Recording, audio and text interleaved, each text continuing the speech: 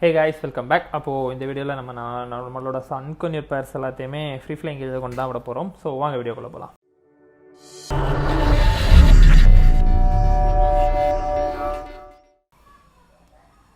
So guys, நம்ம video முன்னாடி பார்க்குறவங்களுக்கு தெரிஞ்சிருக்கும், முன்னாடி நம்ம ஹேண்ட் ஃபீடிங்கில் கொஞ்சம் சன்கொன்யூஸ் எடுத்து ஃப்ரீ ஃப்ளைங் கேஜில் விட்டுருந்தோம். ஸோ அதெல்லாமே இப்போ கரெக்டாக ஒரு 2 இயர்ஸ் கிட்ட, அதாவது 1.5 இயர்ஸ் ஆனோடனே நம்ம பாக்ஸ் வச்சு ப்ரீடிங் கேஜுக்குள்ளே விட்டுருந்தோம்.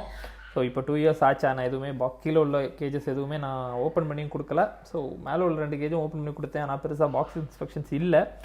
ஸோ அதனால் எல்லாமே ஃப்ரீ ஃப்ளைங் கேஜில் விடலாம்னு நினச்சேன். ஆனால் இப்போ ஒரு 1 வீக்காக பார்த்தீங்கன்னா இந்த ஒரு பேர், ஸோ இந்த பேர் வந்து ஒரு 1 வீக்காக பாக்ஸுக்குள்ளே போகுது. ஸோ பாக்ஸ் பார்த்தீங்கன்னாலும் உள்ளே போட்டிருந்த நெஸ்டிங் மெட்டீரியல்லாம் கடிச்சு போட்டிருக்குது, அந்த மாதிரிப்பட்ட இது இருக்குது.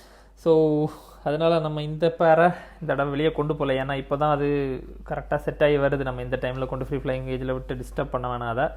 ஸோ அதனால் இந்த பேர் அப்படியே விட போகிறோம். இதே மாதிரி இதுக்கு ஆப்போசிட்டில் ஒரு பேர் இருக்குது. ஸோ அந்த பேரையும் நம்ம டிஸ்டர்ப் பண்ண போகிறதில்ல. ஸோ ஏன்னா அது பாக்ஸுக்குள்ளே போனதுனால அதை பார்த்து இதுவும் சீக்கிரமே உள்ளே போகிறதுக்கான சான்சஸ் உண்டு. ஸோ அதனால் இந்த பேரையும் நம்ம ஃப்ரீ ஃப்ளைங் கேஜில் கொண்டு போகல.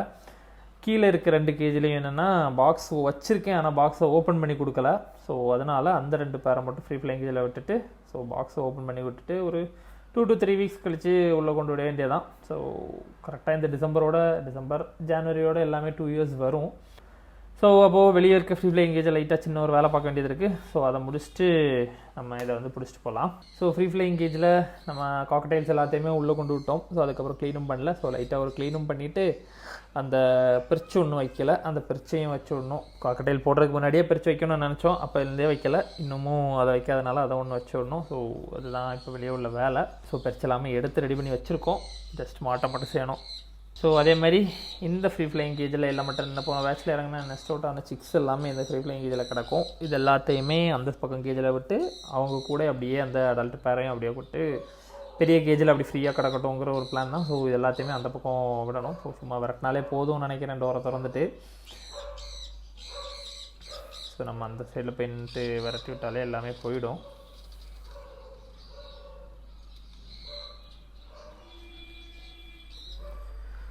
ஸோ அந்த டோரை திறந்து வச்சுருக்கேன். அது பாட்டுக்கு ஒன்று அந்த பக்கம் போயிடும். ஒன்று போயிடுச்சுன்னா அப்படி வரிசையாக எல்லாமே போயிடும்.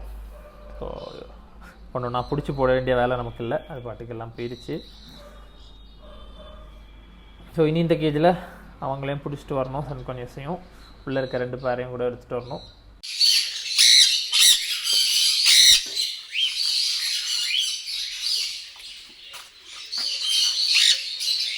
ஸோ கைஸ், இவங்க 2 ப்ரீடிங் பேரும் அப்புறம் 2 ஸ்மால் கொனியூரில் 2 பீசஸ் கிடந்துச்சு உள்ள.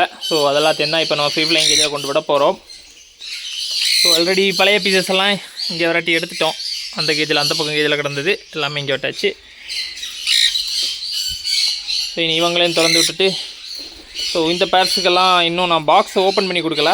ஸோ அதெல்லாத்துக்கும் இனி பாக்ஸ் ஓப்பன் பண்ணுற வேலையை முடிச்சுட்டு ஒரு 3 வீக்ஸ் ஆர் 4 வீக்ஸ் கழித்து திருப்பி ப்ரீடிங் கேஜில் கொண்டு விட வேண்டியதான். ஸோ அது வரைக்கும் கொஞ்சம் ஃப்ரீயாக பறந்து எடுத்துருக்கட்டும்.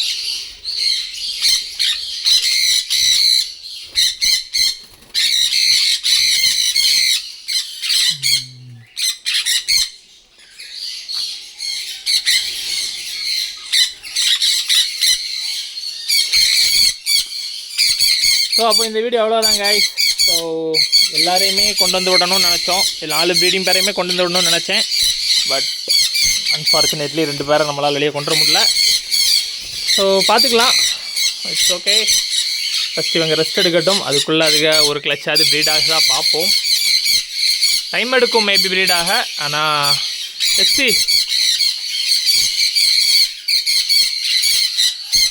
ஸோ இந்த ப்ரீடிங் பேர் எல்லாமே மார்க் வச்சு தான் விட்டுருக்கோம். நமக்கு அப்போ தான் அடுத்து பிடிச்சி போடும்போது ஐடென்டிஃபிகேஷன் கரெக்டாக இருக்குன்னு. ஒரு வேளை பேர் சேஞ்ச் ஆனாலும் நமக்கு கண்டுபிடிக்கிறதுக்கு வசதியாக இருக்கும். சரி, இது 2 பேராக இருக்குன்னு.